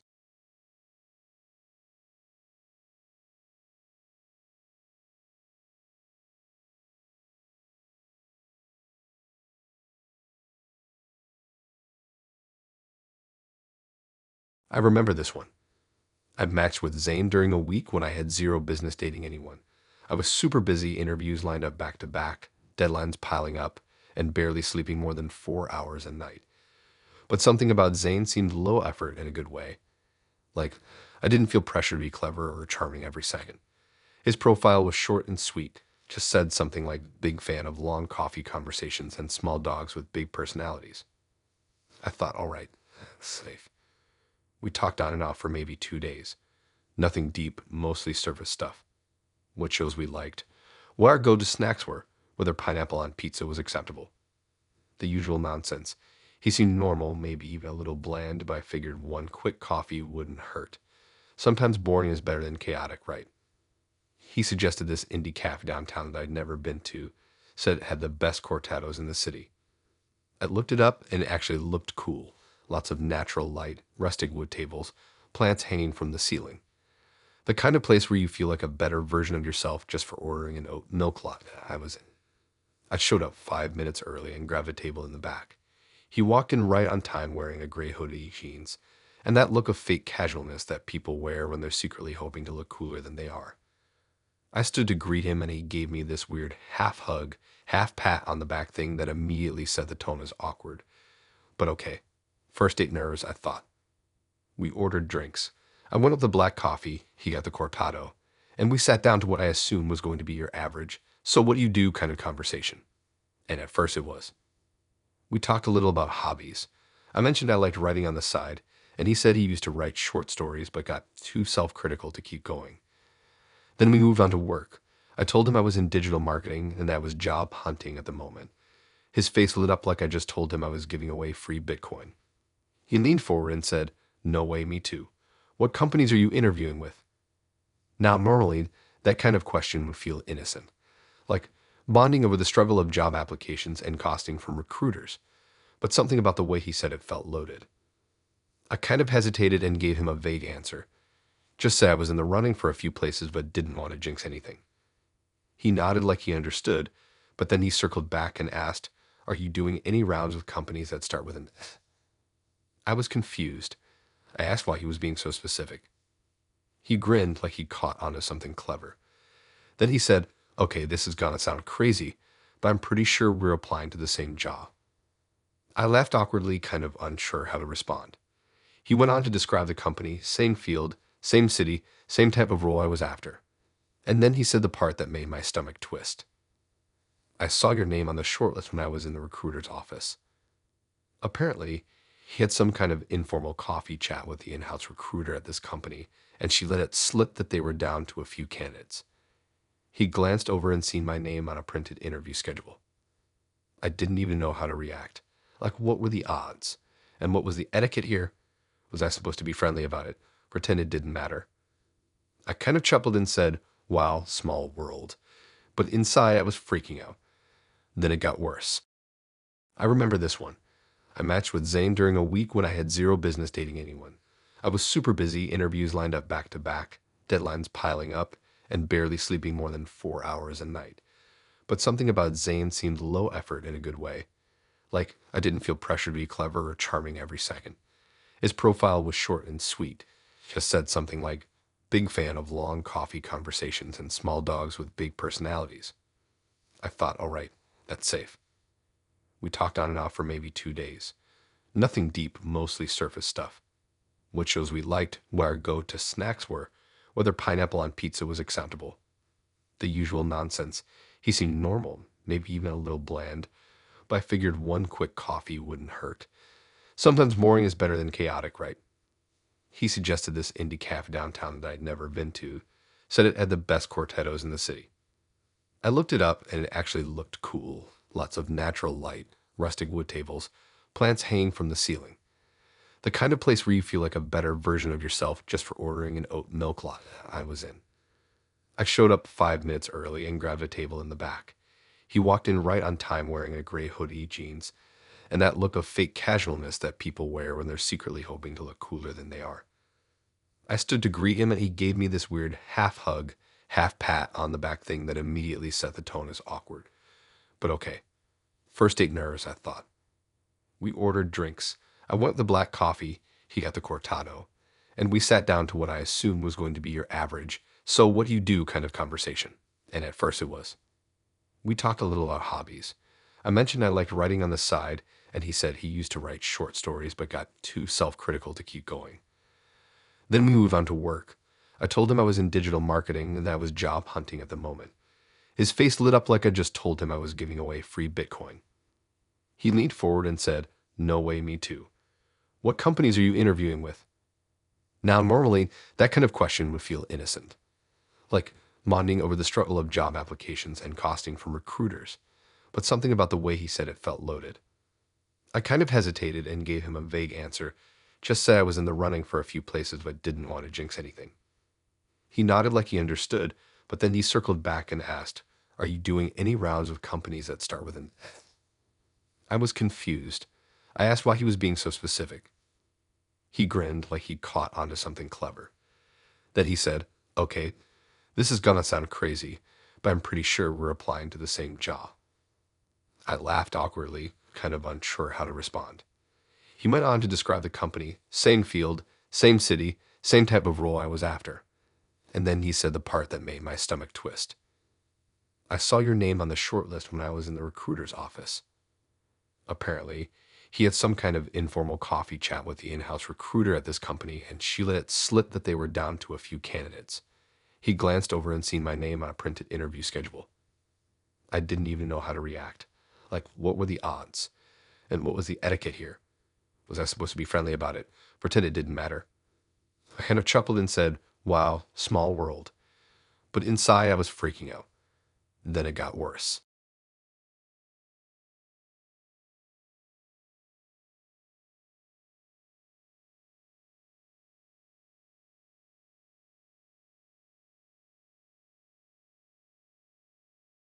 Aaron and I met on a dating app that I usually treat more like a game than anything serious. I was mostly swiping while half watching some old sitcom reruns one night, and her profile stood out because it wasn't trying too hard. No inspirational quotes, no photos of her on a mountain, nor pretending to laugh while holding a drink. Just a couple selfies, a cat named Mushu, and one line that said, "I appreciate honesty more than anything," which in hindsight is darkly ironic. She messaged me first and asked if I preferred waffles or pancakes. I said waffles, and she replied, "Good." Pancake people are suspicious. It made me laugh, and we started chatting pretty regularly. She was sarcastic, kind of dry in a fun way, and honestly easy to talk to. No red flags. She told me she was into podcasting, said she liked interviewing people and having deep conversations. I asked if she had her own show, and she said she was more into independent audio stuff. That didn't really mean anything to me, but I figured whatever. Not everybody needs a Spotify deal to be into sound. We set up a coffee date on a Sunday afternoon. The plan was to meet at this quiet little cafe near the park. You know, the kind of place with plants in the window and mismatched chairs that make your knees ache but look great in photos. She showed up right on time wearing a big flannel shirt and these chunky boots. She looked exactly like her pictures, which was honestly kind of refreshing. We grabbed a table in the back and started talking. Right away, she had this calm, super attentive energy. She wasn't on her phone, wasn't looking around the room. She was just fully focused on me. At first, I liked it. Felt like someone was actually present for once. She asked good questions too, not just the basic "what do you do" stuff. She asked what I used to be like in high school, how I deal with stress, whether I believe people can change. Deep stuff, but it didn't feel heavy. It felt like a real conversation. But then she started repeating things I said back to me, like word for word. I mentioned a story about my brother getting engaged, and later when we looped back to family, she said, "Yeah, your brother just got engaged, right?" Same tone, same wording. I didn't think much of it at first. Just figured she had a good memory, but it happened again and again. I started getting a weird feeling, like maybe this was more than just a good listener. There was something off about how perfectly she remembered everything. It was almost too precise. Then I noticed she kept fiddling with her tote bag. She placed it on the chair beside her, and every few minutes her hand would dip into it like she was checking something. Not her phone, not a wallet, just something. I tried not to jump to conclusions, but curiosity got the better of me. So while she went to the bathroom, I leaned over a little to peek at the bag. There was a small black device sitting right at the top. Not a phone, not headphones. It looked like one of those tiny handheld recorders people use in lectures or meetings. It had a red light on. I froze. She was recording me the entire time. I sat back, suddenly replaying everything I'd said. Not that I'd said anything bad, but it's the principle of it. I didn't agree to be recorded. I wasn't being interviewed. I thought I was just on a date with someone who liked cats and had opinions about breakfast foods. She came back and sat down like nothing happened. I didn't say anything right away. I needed a second to figure out how to bring it up without just flipping the table. She took another sip of her drink and launched back into asking me about my core values, like this was some kind of psychological profile session. Finally, I just asked, "Hey, are you recording this?" She didn't even flinch. She just said, "Yeah," like it was the most normal thing in the world. I blinked and asked why. She said she records all of her dates, every single one. Not for a podcast or anything public, but just to have a record. People lie, she said. It's easier to remember what's real when you have it on tape. I asked if she at least told people beforehand. She said no, because then they'd act differently. Her words. I told her that was messed up. That recording someone without telling them is not just a breach of trust, it's kind of creepy. She shrugged and said, "I'm not sharing it. It's just for personal reference. I do it with everyone." Everyone. She even said she had old recordings categorized by name and date. I asked what she did with them, and she said she likes to listen back after a few days to see if her gut feelings about someone hold up, like some kind of date review session. She called it emotional auditing. I didn't even know what to say to that. My brain was trying to find a way out of the conversation without making a scene, but she kept acting like this was all so rational. Like I was a weird one for having a problem with it. Eventually, I just stood up and said I had to go. She didn't seem surprised, didn't even try to stop me. Just said, "That's fair. Not everyone's comfortable being vulnerable."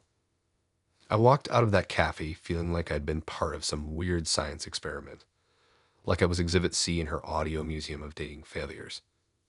She texted me that night and said, "Thanks for your honesty. You actually scored pretty high in communication, but low in flexibility." Scored. She used the word scored. I blocked her right after that. The craziest part, I don't even think she was trying to hurt anyone. I think she genuinely believed she was doing something smart. That recording people without telling them was somehow her version of being cautious. Like that counted as honesty because she eventually said something. Anyway, that was the last time I ever trusted someone who says they value honesty above everything else.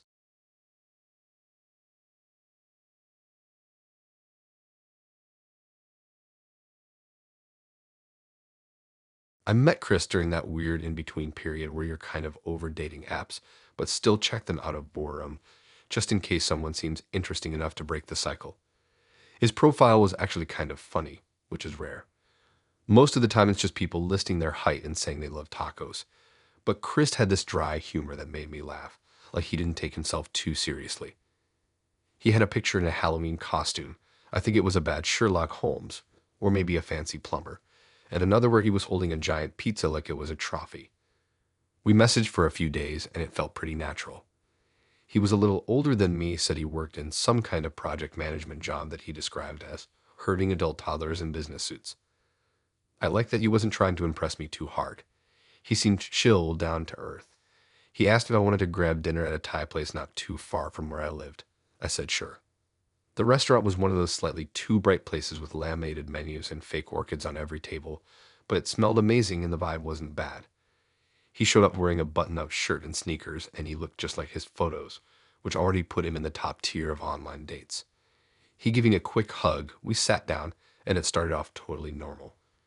We ordered food and talked about usual stuff. How hard it is to make new friends as an adult, the weirdest jobs we've had, favorite movies. He had a good laugh, a kind of charming awkwardness that felt genuine.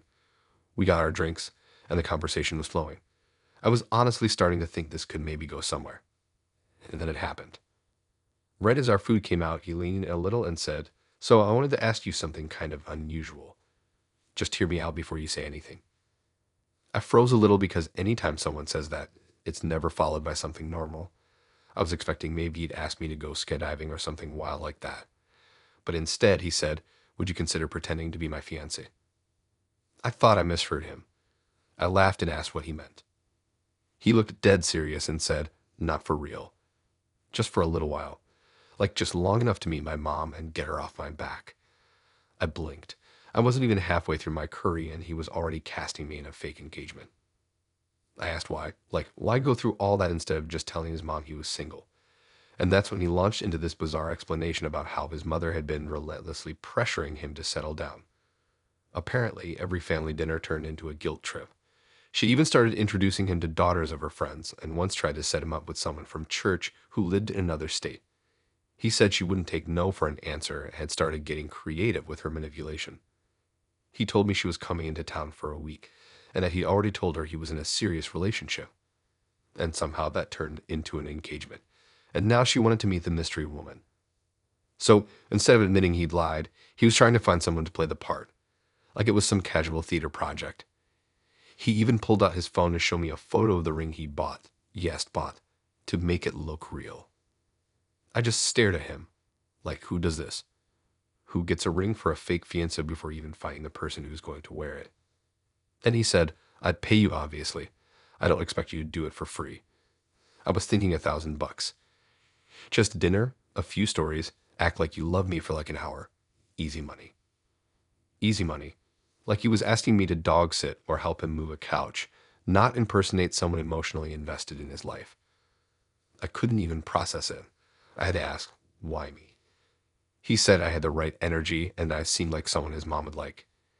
He said I was well-spoken, not too intimidating, and seemed like I could pass for being in love, like I was casting material for his personal family trauma. I told him I wasn't interested, obviously, but I stayed at the table, mostly because I was still hungry and also because I needed to know what level of desperation brings someone to pull this off. He didn't even seem that embarrassed. He said he'd asked 2 other women already, and I was by far the best candidate.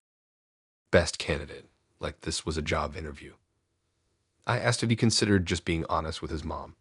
He said that ship had sailed months ago. He said she was bringing family heirlooms to pass down and had already invited some friends over to celebrate. I asked what his plan was after the fake engagement ended. He said he'd just tell her I cheated and the relationship fell apart, like he already thought it through. At this point, I started to feel like maybe he wasn't just a guy trying to get out of awkward dinners. Maybe he was someone who lives his entire life like an elaborate lie he's constantly trying to keep from collapsing. And I was just the next puzzle piece in that system. I finished my meal, paid my half, and told him flat out that what he was asking was ridiculous. He nodded, not angry or upset, just a little disappointed. He actually said, "Yeah, I figured it was a long shot, but you never know unless you ask, right?" Then he said he hoped I didn't feel weird about it and that he really did enjoy meeting me. I walked out of that restaurant feeling like I had just been part of the weirdest Craigslist ad to ever exist. I kept thinking about how casual he'd been, like there was nothing strange about it, like fake engagements were just this quirky little life hack for dealing with family pressure. He texted me the next day to say, "No hard feelings. Let me know if you change your mind. I'll throw in a bonus if you bring believable stories about how we met." I blocked him. I went on a normal seeming dinner date and offered $1,000 to lie to someone's mom about being in love. Just another day in the dating world, I guess.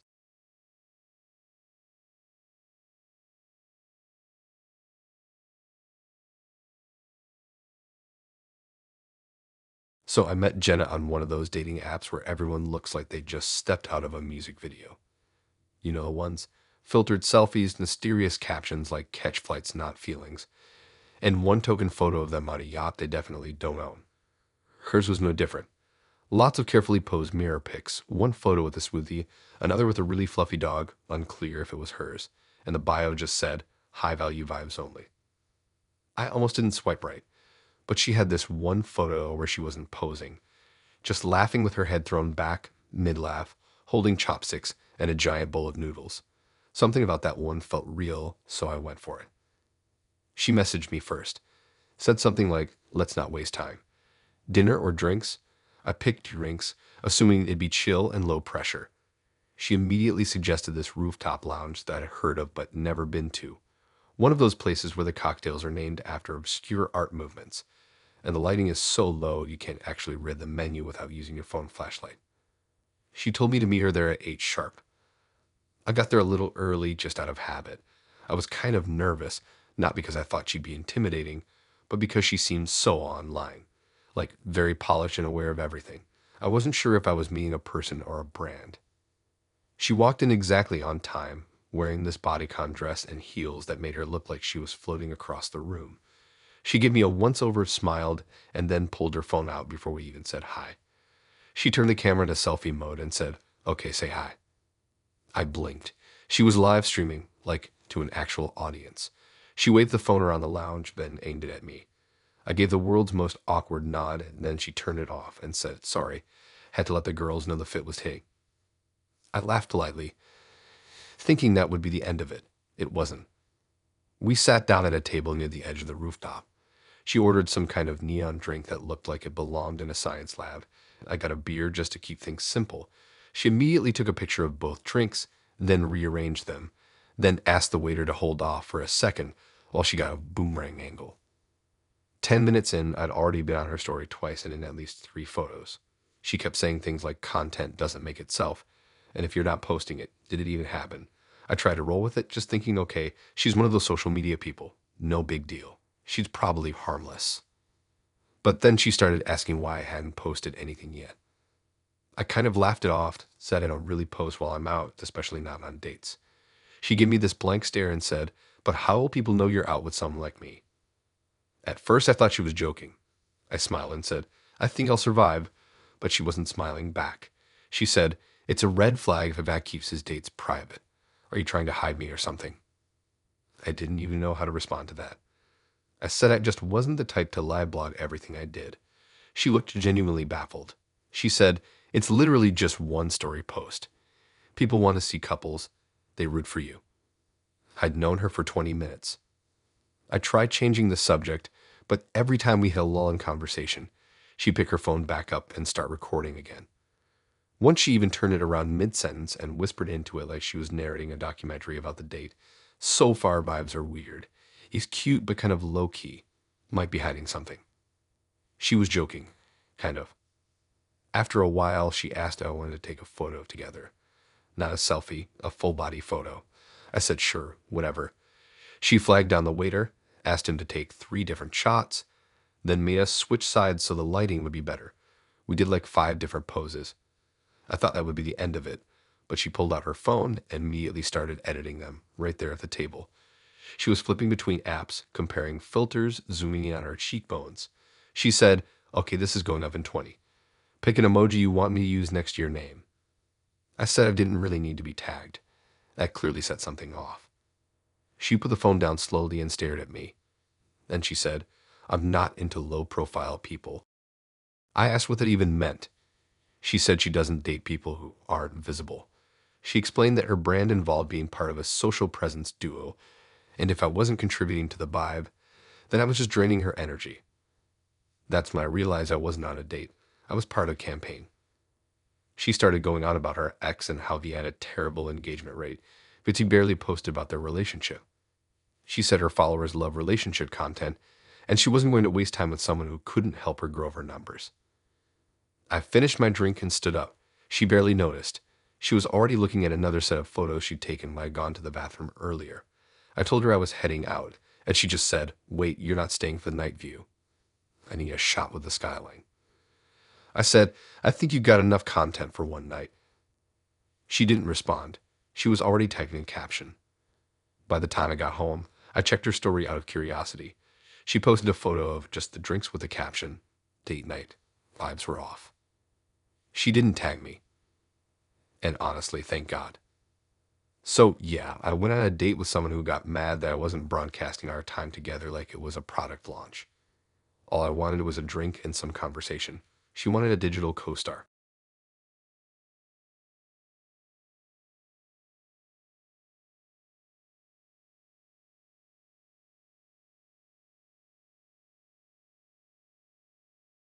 Met Alex on a Sunday night when I was procrastinating folding laundry and trying not to think about the upcoming work week. His profile was kind of basic. One decent pic of him in a hoodie at the gym mirror, another where he was squinting into the sun while holding a coffee cup like it was a prop. His bio just said, always observing, always learning. I assumed he was one of those fake deep types who post motivational quotes on LinkedIn unironically. But I was bored and he messaged first. He seemed decent over chat. He asked real questions, not just wide or you up. He had a kind of dry humor that made me smirk, and he didn't send any red flag emojis or talk in that overly confident alpha male tone some guys seem to love. So when he asked if I wanted to grab a drink that week, I figured sure. We picked this quiet dive bar a couple neighborhoods over. The kind of place that looks sketchy on the outside, but has amazing food and bartenders who actually remember your name. I got there first, grabbed a booth in the back, and ordered a water to wait. He showed up wearing jeans and a plain black t-shirt. Nothing special, but he looked like his pictures and smelled like fabric softener, so I wasn't mad about it. Right away, he seemed super relaxed, like almost too relaxed. He leaned back in the booth like we'd known each other for years and started asking questions that felt a little too curated. Not bad, just oddly specific.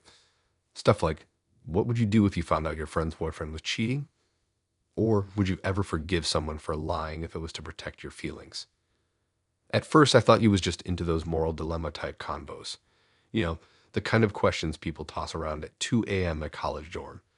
But then he asked me what I thought was the worst thing a person could do in a relationship that wasn't technically cheating. I laughed and said probably emotional manipulation. He nodded like I just said something profound and mumbled, interesting, before pulling out his phone for a quick text. I saw the screen flash. Not a message app, a recording app. I asked him straight up, are you recording this? He looked up totally calm and said, yeah, don't worry. It's for a podcast. I blinked. A podcast. He said it so casually like it was no big deal. He explained that he ran a social loyalty project. Basically, you went on dates with women and tested them to see if they were loyalty-oriented or emotionally evasive. Then he discussed the date on his podcast, breaking down everything from how the woman answered his questions to how quickly she asked about his job or his exes. I asked if the women knew they were being recorded. He shrugged and said, not usually, but I change their names when I talk about them. I just sat there staring at him. He kept talking like he was explaining a science project, going on about patterns in dating behavior and emotional data points. He said he'd already recorded 9 dates and had turned them into weekly episodes. He said the most popular one was about a girl who ordered 2 entrees and then coasted him. He called the episode Double Dish, Double Cross. I asked why he thought this was okay. He said dating apps are already performatives, so recording a date was basically the same as reading someone's profile out loud. I told him that was probably the most backward logic I'd ever heard. He didn't even blink, just said, I'm just trying to understand people better. Then he asked if I wanted to hear part of an episode. He pulled up Spotify and played a clip of some girl talking about how she missed her ex, and then cut to his commentary where he literally rated her emotional availability on a scale of 1 to 10. He made a whole rating system. I asked if he ever considered telling people up front. He said if he did, it just changed how they acted. People only reveal who they are when they think no one's watching. I asked if he ever considered just not recording people without their consent. He laughed and said, you wouldn't believe how many people thank me after they listen to their own episode. At that point, I wasn't even angry. I was stunned. It wasn't just that he was doing it. It was the fact that he convinced himself it was helpful. He really thought he was some kind of emotional researcher instead of just a guy being creepy with a microphone. I stood up, told him the date was over, and left. He didn't chase me or apologize, just said, okay, cool. I'll blur your voice if I use this one. I walked out of that bar and immediately blocked him. Then I checked his podcast later that night, and yeah, It existed. It had followers. Not a ton, but enough. The descriptions were all coded titles like The Flake, The Test Taker, The Mascot, and The Runner. I didn't see my date listed, but the idea that it even could be made me want to toss my phone into the sun. So, yeah, I went on a date with a guy who thought secretly recording women for a loyalty testing podcast made him some kind of dating guru. I thought I was getting drinks. Turns out I was just content.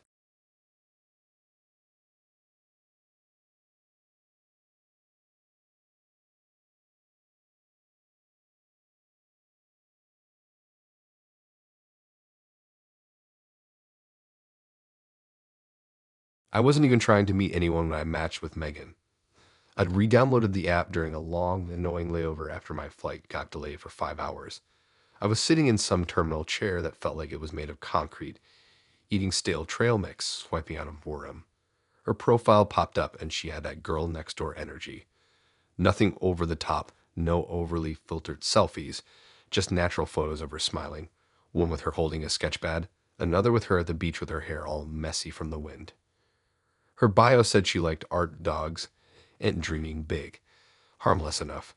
She messaged first with a really normal opener, just, "Hey, your dog's cute," which I appreciated because it's better than those random GIS people send that don't mean anything. We started chatting, and she mentioned that she worked part-time as a freelance illustrator and also helped out at a bookstore. I told her I loved bookstores, and we joked about getting stuck in the philosophy aisle with no way out. It was a decent vibe. We moved the conversation to text, and after 3 days of what felt like very wholesome, low-pressure chatting, she asked if I wanted to grab dinner that weekend. She suggested this Italian place I heard good things about: cozy, warm lighting, checkered tablecloths, the kind of spot where you can tell the bread is gonna slap. I said sure. When I got there, she was already waiting at the table, wearing this soft-looking cardigan and smiling like she'd just spotted an old friend. She stood up to give me a hug, and it was warm, not awkward. I remember thinking she seemed really sweet, a little quirky, but it owns too many mugs and watches the same 3 Studio Ghibli movies every winter kind of way. We sat down, looked at the menu, made small talk about how chaotic the parking situation was. I'd barely opened the drink list when she said, "I brought you something." She reached down into her tote bag and pulled out a thick, spiral-bound scrapbook, like a full-on, handmade scrapbook with ribbons and a clear plastic cover. I thought maybe she was showing you one of her art projects or something. She said, "I made this for you." I laughed, thinking she was being silly, maybe joking. I said, "Wait, what is this?" She smiled and slid it across the table. "Just open it." The cover said, "Our Journey." I opened the first page and it hit me immediately. This wasn't a scrapbook from her past. This was about me, about us.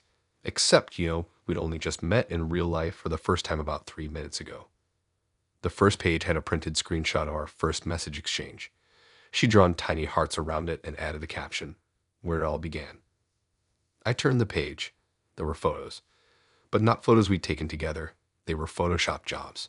Not even subtle ones. She'd taken selfies of herself and added my face next to hers using pictures from my dating profile. She pasted us on a random backdrops, sitting on a picnic blanket in a park, standing outside a cabin in the snow, riding bikes by a lake. And next to each photo was a little caption written in cursive. Stuff like, "Picnic at sunset, just us and the birds singing." First snowstorm together, hot cocoa, and cuddles. Bike ride through the countryside before our lunch at the vineyard. I flipped a few more pages and saw a hand-drawn calendar. Dates circled with notes next to them. June 24, our first trip to the farmer's market. July 7, our movie night, you let me pick the film. August 12, you finally said you loved me. I was just staring at it, not even pretending to smile anymore. My heart was doing that weird tight squeeze thing, not because I was scared exactly, but because I was so overwhelmed with confusion that my brain short-circuited. I looked up at her, and she was watching me with the softest smile, like this was the most thoughtful, romantic gesture in the world. I said, as gently as I could, "Did you make this before we met?" She nodded like it was the most obvious thing ever. She said, "I just had such a strong feeling about us. Sometimes you just know you know." I didn't know what to say. I asked, "How long did this take you?" She said she'd started it the night we matched. That was 4 days ago. 4 days, and she had created a full, color-coded, emotionally detailed scrapbook of a fictional relationship that hadn't happened yet. Then she reached into her bag again and pulled out a little envelope. She slid it across the table and said, "Open this after dinner." I didn't touch it. I couldn't. The server came over to take our order, and I just kind of mumbled something about not being hungry. She ordered for both of us, said I seemed nervous, and I should get something comforting. I sat there in silence while she started flipping through the book again, narrating what our fake memories meant to her. She pointed to a photo of us in front of the Eiffel Tower and said, "This trip is going to be amazing someday." I already started looking at flights. I excused myself to go to the bathroom, but instead I went straight to the front and told the host I had to leave. I didn't want to make a scene. I paid for the drinks we hadn't even touched and left before she noticed. She texted me later that night saying she'd been waiting for me to come back for 30 minutes. Then she said she'd hoped I'd read the letter soon, because it was important for our journey. I never opened it. I blocked her the next day. And that was that. A date that started with spaghetti and ended with a personalized fantasy scrapbook of a relationship I didn't know I was in.